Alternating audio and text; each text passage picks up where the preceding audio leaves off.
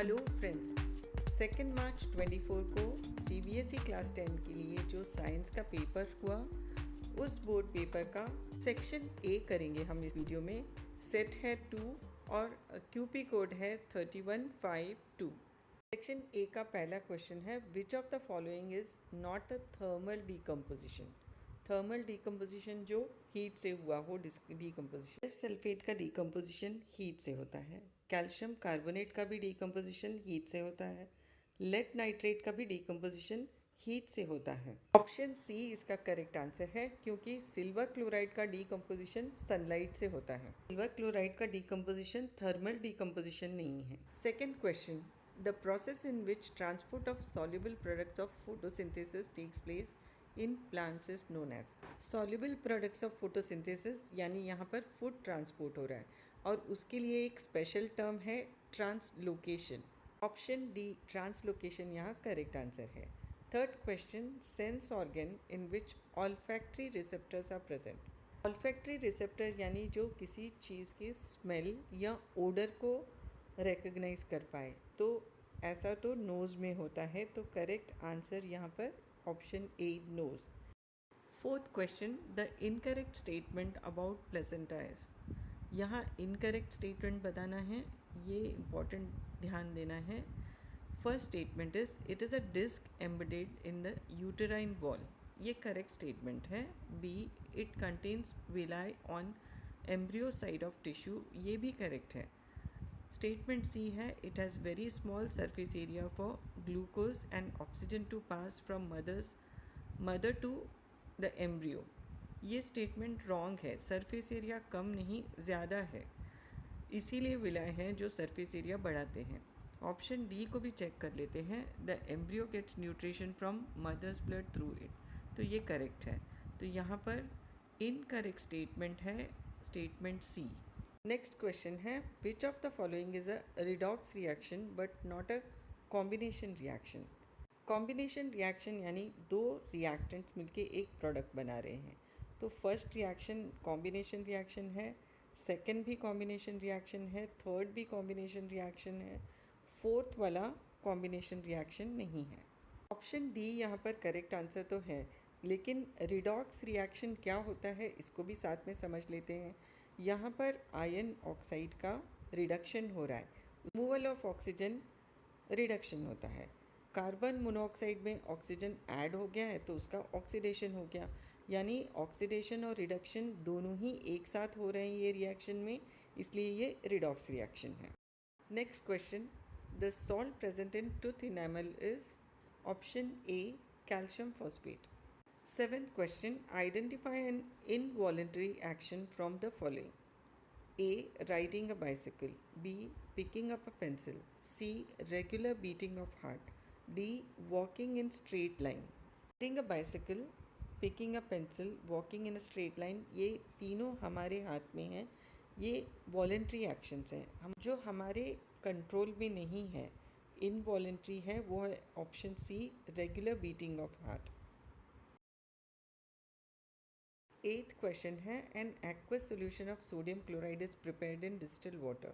The pH of this solution is। Sodium chloride and distil water कहाँ बनते हैं, किस रिएक्शन की याद दिलाते हैं? न्यूट्रलाइजेशन, जिसमें एसिड और बेस रिएक्ट करके सॉल्ट एंड वाटर बनाते हैं। तो यहाँ पर जब एसिड और बेस न्यूट्रलाइज होते हैं तो उनका पीएच भी न्यूट्रल होता है, यानी pH 7। Option C 7 is the correct answer. Ninth question, a metal X is used in thermic process. When X is heated with oxygen, it gives an oxide Y, which is amphoteric in nature. Thermic reaction में ion और aluminium दोनों use होते हैं, तो X तो दोनों में से कोई भी हो सकता है, लेकिन Y उन्होंने कहा है कि ये एम्फोटेरिक ऑक्साइड है, जो कि एल्यूमिनियम ऑक्साइड ही है। तो हमारा करेक्ट आंसर होगा option B, X is aluminium एंड Y is aluminium oxide. 10th question है, which one of the following is not a natural ecosystem. A pond ecosystem natural ecosystem है, ग्रासलैंड भी natural है, forest ecosystem भी natural ecosystem है। D option, cropland ecosystem natural नहीं है। वो land जहाँ पर क्रॉप्स ग्रो हो रहे हैं वो नेचुरल नहीं, मैन मेड है। नेक्स्ट क्वेश्चन थोड़ा सा ट्रिकी है।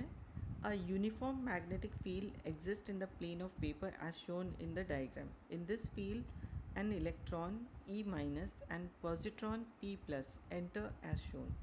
The electron and positron experience forces. यहाँ पर एक इम्पॉर्टेंट चीज़ हमें समझनी है कि जो डायरेक्शन ऑफ कन्वेंशनल करंट रहता है वो पॉजिटिव टू नेगेटिव सर्किट में हम दिखाते हैं, लेकिन जो direction of flow of electrons होता है वो नेगेटिव टू पॉजिटिव होता है। यहाँ पर जो इलेक्ट्रॉन डाउनवर्ड मूवमेंट में जा रहा है एक्चुअली उसमें करंट तो कन्वेंशनल करंट तो अपर डायरेक्शन में होगा, तो पॉजिट्रॉन का मूवमेंट और इलेक्ट्रॉन का कन्वेंशन दोनों सेम है, यानी दोनों पे जो फोर्स लगेगा सेम डायरेक्शन में ही लगेगा। तो यहाँ अगर हम Fleming's left hand rule apply करेंगे तो फोर्स की डायरेक्शन होगी option A, both pointing into the plane of paper. 12th question है the current carrying device which produces a magnetic field similar to that of bar magnet is. तो यहाँ answer है option C, solenoid.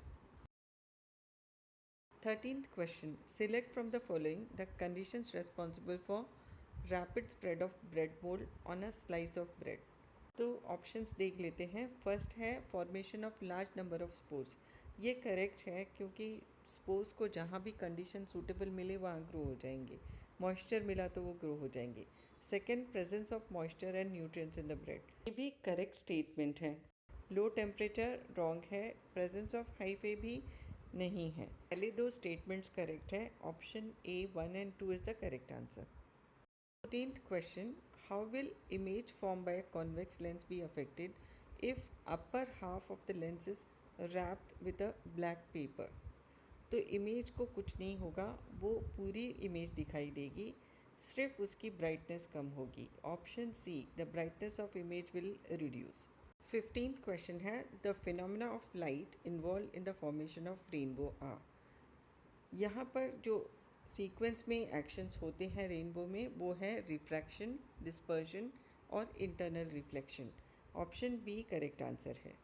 16th question, the colour of light for which refractive index of glass is minimum. इस colour की light कम refract हो रही है या कम बेंड हो रही है उसकी रिफ्रैक्टिव इंडेक्स कम होगी।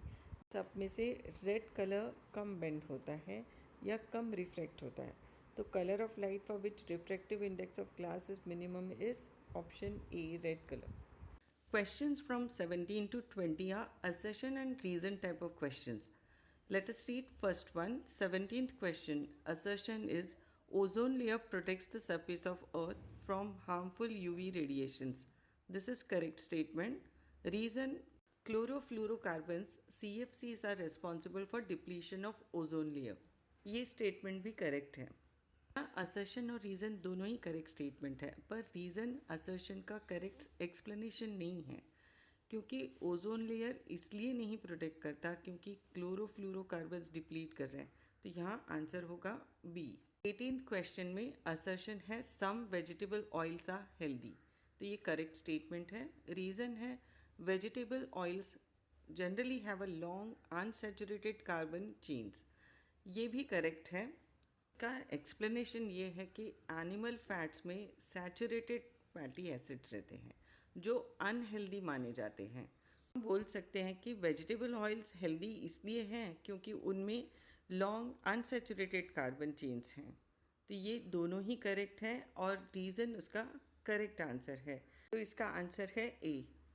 19th क्वेश्चन में असर्शन है sex of children will be determined by what they inherit from there mother. ये रॉन्ग स्टेटमेंट है क्योंकि sex of children is determined by what they inherit from their father. Reason देखते हैं, women have XX sex chromosomes, तो ये correct statement है, तो यहाँ असर्शन फॉल्स है, रीज़न ट्रू है। 19th क्वेश्चन का आंसर है डी। सेक्शन ए का last question 20th question, assertion है electrons move from lower potential to higher potential in a conductor, तो ये करेक्ट स्टेटमेंट है, इलेक्ट्रॉन्स लोअर से हायर पोटेंशियल की तरफ ही मूव करते हैं। रीज़न देखते हैं, A dry cell maintains electrical potential difference across the ends of a conductor. इसका आंसर ए होगा, यानी दोनों करेक्ट स्टेटमेंट हैं और रीज़न असर्शन का करेक्ट एक्सप्लेनेशन है।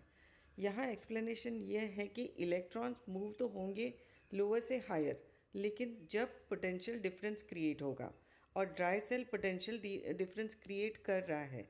ड्राई सेल या बैटरी अगर पोटेंशियल डिफरेंस क्रिएट कर रहे हैं तब इलेक्ट्रॉन्स मूव होंगे। तो आंसर है ए।